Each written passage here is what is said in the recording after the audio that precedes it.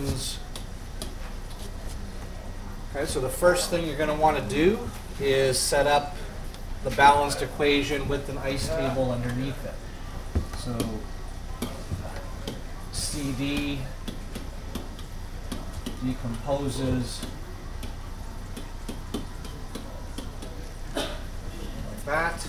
Everything's gas. We were told the initial concentration of the CD was 0.20 molarity. So ICE, the initial, the change in the equilibrium, 0.2 molarity. There was none of those guys in the container initially, so we'll put zeros for those guys. Everyone okay up to there? What do I do now with that second piece of information, 15% decomposed? What are we going to do with that? 15% of the CD decomposed. That's telling me which thing? Change or equilibrium? That's telling me the change, right? So we're going to say minus 15%. So 15 over 100. 15%. Now if you want to just do that in your head and say that's 0.15, do it. But we remember a percentage has to be a percentage of something, doesn't it? Right? If you're losing half, it's half of something. If you're losing 15%, it's 15% of something. So we're going to say 15% of, what's the only thing it can be of? 0.2. The initial, 0.2. Okay? Now you could pick up a calculator and do that, or you might try some mental math. 10% of 0.2 would be 0.02. So 5% would be 0.01. Then 15% must be 0.03. So if we began with 0.2 and we lost 0.03, then we have 0.17 molarity left. Right? So 15% of 0.2 was 0.03, and 0.2 minus 0.03 is 0.17. The equation can be sort of split like that, reactants on one side, products on the other side. Since the reactants here are losing, the products must be gaining. Okay, on one side of the equation you lose, on the other side you gain. It's not always going to be that you're losing on the left side though. Don't come to that conclusion. Sometimes the reaction's going in reverse and then the products will be losing, the reactants will be gaining if it's going in reverse.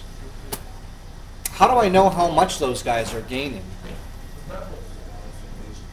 You look at the balanced equation, that's right. For every one of those CDs that decompose, we get 1 C.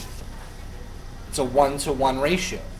So if we lost 0.03, this guy over here, the C, is going to gain the same amount, right? Because of the 1-to-1 ratio between those two substances. What about D? Still 1-to-1. It's still 1-to-1 ratio.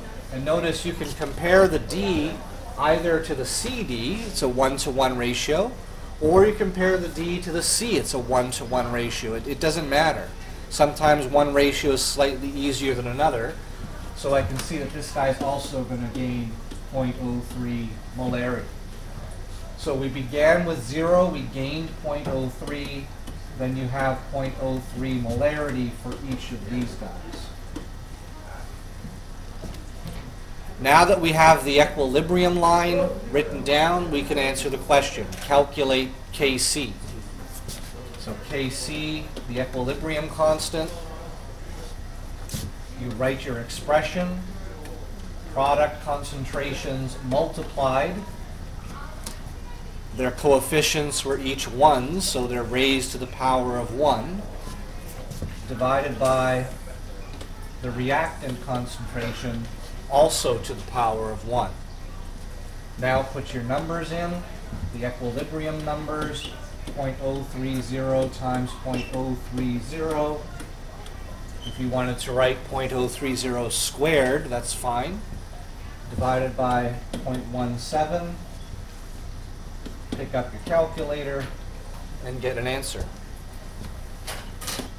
So the value you get with your calculator with, I guess, two significant digits, 0.0053. Could you put that in scientific notation as well? Okay, that would not matter. You could, if you want, 5.3 times 10 to the minus 3. Okay?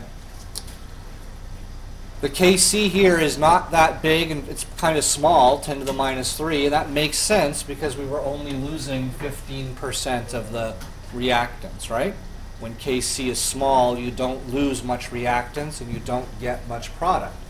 If Kc was really big, we would have expected to lose like 80% or 90% or more of the reactants, okay? All right.